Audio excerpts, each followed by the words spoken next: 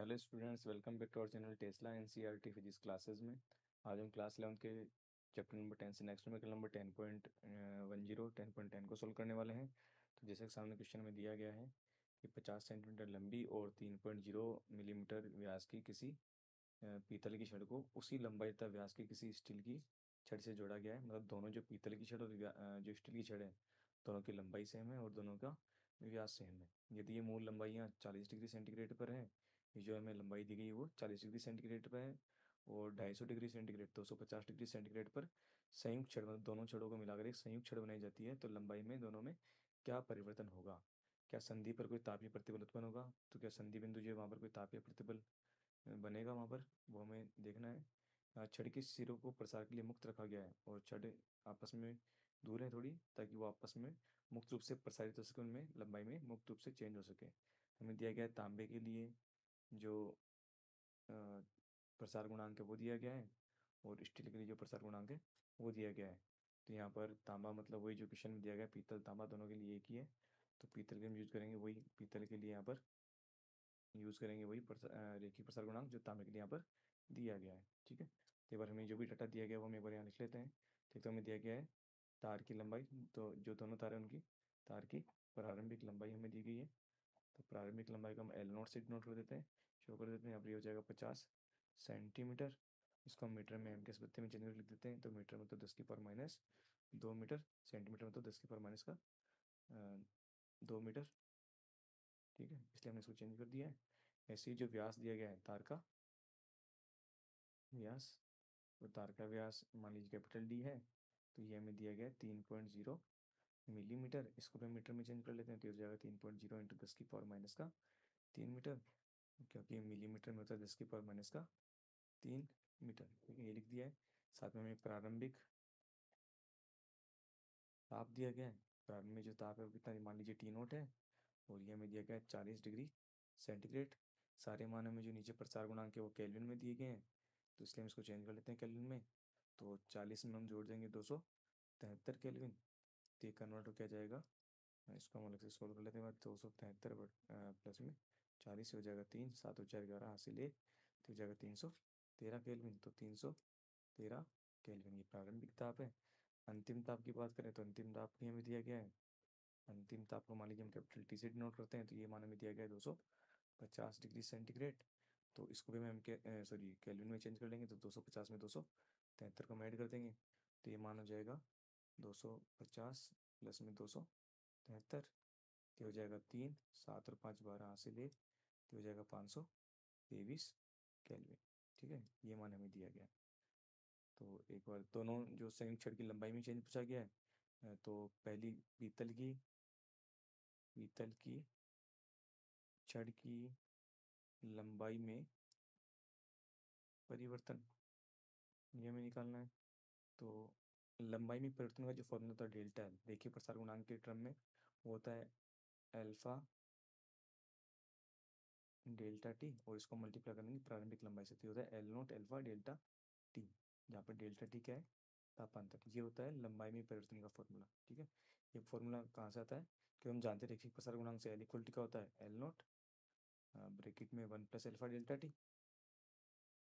तो यहाँ से हम इसको जब मल्टीप्लाई करते हैं, तो ये एल से मल्टीप्लाई क्या बन जाएगा एल नोट, और एल नोट जब इससे मल्टीप्लाई क्या बन जाएगा L naught alpha delta T. तो इसको जब हम इधर ले जाएंगे तो ये जाएगा l minus l naught equal to l naught alpha delta t. और ये l minus l naught t क्या होता है, लंबाई में चेंज डेल्टा है। तो लंबाई में परिवर्तन का ये फॉर्मूला है directly L naught alpha delta T, जो हम डायरेक्टली यहाँ पर यूज कर रहे हैं। ठीक है, तो यहाँ पर पीतल की छड़ की लंबाई में जो परिवर्तन होगा, तो इसको हम लिखते हैं डेल्टा एल, पीतल की एल पी लिख देते हैं, तो इसका मान हमारे पास क्या हो जाएगा एल नोट अल्फा पीतल के लिए जो दिया गया वो, और इंटू डेल्टा टी।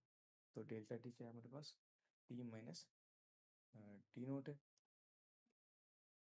तो सभी जो हमारे पास ज्ञात मान है वो हम सारे मान रख देते हैं। तो मान रखने पर, तो हम देखो मान रख देते हैं। तो डेल्टा एल पी पीतल के तार की लंबाई में चेंज होगा। एल नोट की जगह क्या मान दिया है हमें, प्रारंभिक लंबाई दी गई 50 इंटू 10⁻² मीटर में दिया गया है। और अल्फा मतलब जो रेखिक प्रसार गुणांक है पीतल के लिए वो हमें दिया गया है 2.0, क्वेश्चन में दिया गया है 2.0 इंटू 10⁻⁵ प्रति केल्विन।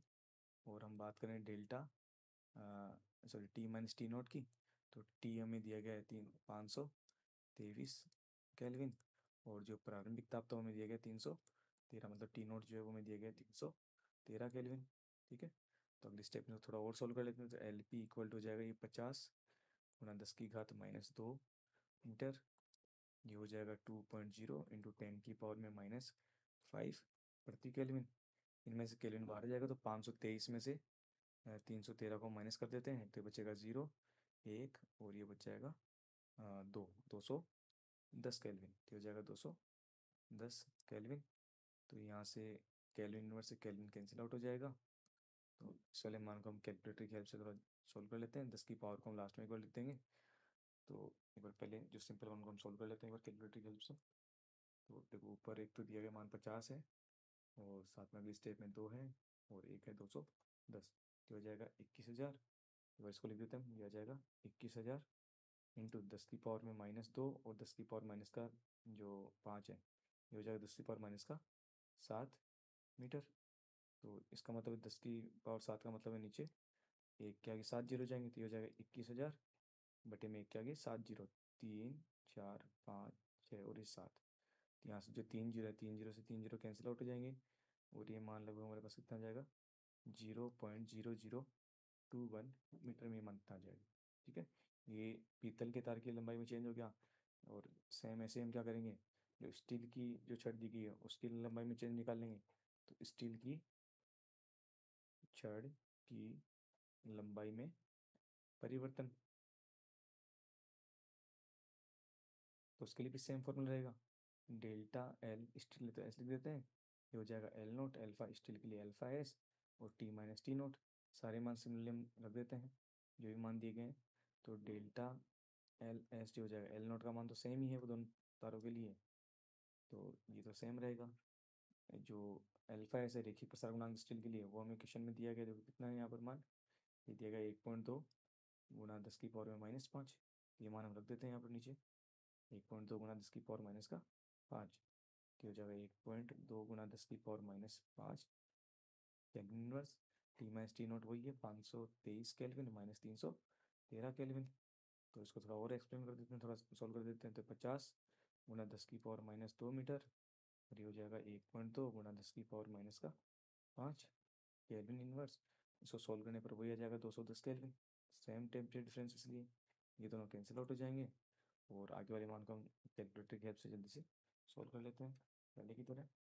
तो ये मान देखिए क्या हो जाएगा, 50 गुणा 1.2 गुणा 210, हो जाएगा 12,600, तो हो जाएगा 12,600। सिमिलरली 10 की पावर -2 और 10 की पावर माइनस का 5, 10 की पावर -7 मीटर हो जाएगा।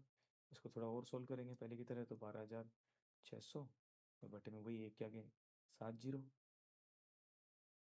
तो 2 जीरो से 2 जीरो कैंसिल आउट हो जाएंगे, और जब इसमें भाग देंगे तो ये मान जाएगा लगभग हमारा 0.00126 मीटर, ये मान जाएंगे।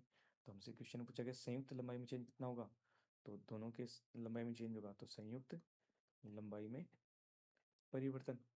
तो संयुक्त मान लीजिए जो परिवर्तन हो रहा है वो मान लीजिए डेल्टा एल हो रहा है, तो वो दोनों लंबाइयों में जो चेंज हो रहा है पीतल में और स्टील में, उन दोनों को हम जोड़ देंगे।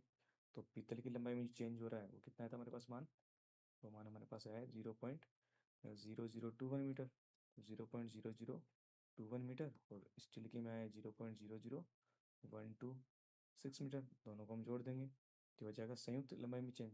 तो 0.0021 और 0.00126, यह जाएगा 6 3 और 3, 0.00336 मीटर। ये दोनों जो तार हैं उनकी संयुक्त लंबाई में परिवर्तन का मान निकल के हमारे पास आ जाएगा। ठीक है, इसको हम चाहें तो जैसे क्वेश्चन में हमें जो लंबाई है वो सेंटीमीटर में दी गई है, तो इसको हम सेंटीमीटर में भी चेंज कर सकते हैं। जो कि हम जानते हैं कि मीटर में कितना होता है, 100 सेंटीमीटर होता है, हम इसको 100 से मल्टीप्लाई भी कर सकते हैं। ठीक है, दोनों मान हमें लिख देंगे। तो डेल्टा एल इक्वल टू 0.00336, ये मीटर की जगह 100 सेंटीमीटर, तो ये मान क्या होगा, 2 पॉइंट आगे ये मान चला जाएगा, तो यह जाएगा 0.336 सेंटीमीटर। ठीक है, ये मान हमारे पास आ जाएगा, और यही हमसे पूछा गया था। ठीक है। हमसे क्वेश्चन में एक चीज़ और पूछी गई थी कि संयुक्त छड़ की लंबाई में परिवर्तन कितना होगा, ये हमने पूछा, ये हमने सोल्व कर लिया है। क्या संधि पर कोई तापीय प्रतिबल उत्पन्न होगा? तो छड़ के सिरों को प्रसार के लिए मुक्त रखा गया, तो हमें बोला गया है, छड़ के सिरों को प्रसार के लिए मुक्त रखा गया है। तो प्रतिबल कब उत्पन्न होगा? जब यहाँ पर कोई तनाव हो। तो तनाव यहाँ पर लगेगा नहीं, क्योंकि दोनों सिरे क्या हैं, मुक्त हैं। तो यहाँ पर जो प्रतिबल जो होगा, यहाँ पर जो क्वेश्चन में पूछा गया है कि संधि बिंदु पर कोई प्रतिबल लगेगा क्या, तो संधि बिंदु पर प्रतिबल का मान कितना होगा? मान 0 होगा।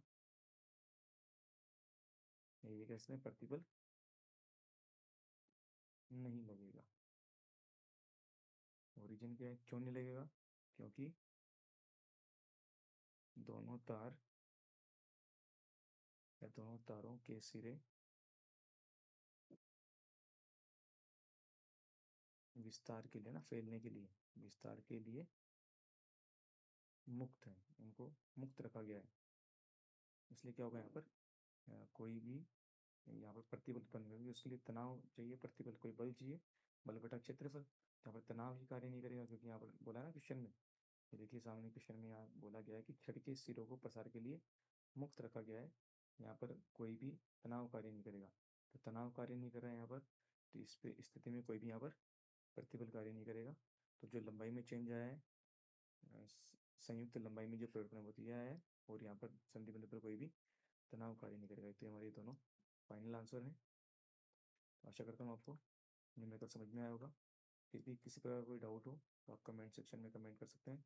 अगर वीडियो अच्छा लगा हो तो please like and subscribe my channel. Thank you.